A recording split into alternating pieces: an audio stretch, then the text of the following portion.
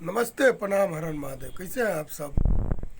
आप सबको बता दें कि बहुत दिन बाद पीकेपी भोजपुरी यूट्यूब चैनल पे आज अब जैसे कि बनेगा कुछ डिस्टर्बिंग कुछ कारण काम नहीं हो रहा था पीकेपी यूट्यूब चैनल से।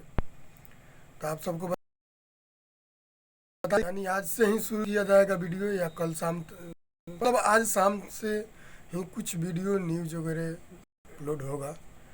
जैसे कि हम लोग थोड़ा सा बिजी थे चुनाव प्रचार कैसेट के लेके, कहीं कहीं स्टूडियो लेके चले जाते थे, तो हम लोग अब फ्री हो चुके हैं। अब बहुत जल्द हम लोग वीडियो बनाएंगे, अपना वीडियो बना के डालेंगे यूट्यूब चैनल पे। जो भी न्यूज़ बाकी है पंकज सिंह राजपूत, पंकज सिंह को या जो भी मतलब पवन सिंह, खेसारी लाल यादव, रितेश पांडे, राकेश मिश्रा, इस सब के बारे में हम नहीं बता पाए रहे थे, तो अब जो है कि हम बताएंगे अपने यूट्यूब चैनल के माध्यम से।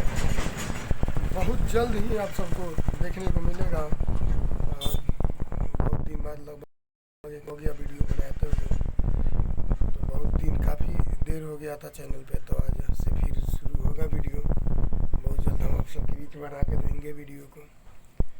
नमस्ते, प्रणाम।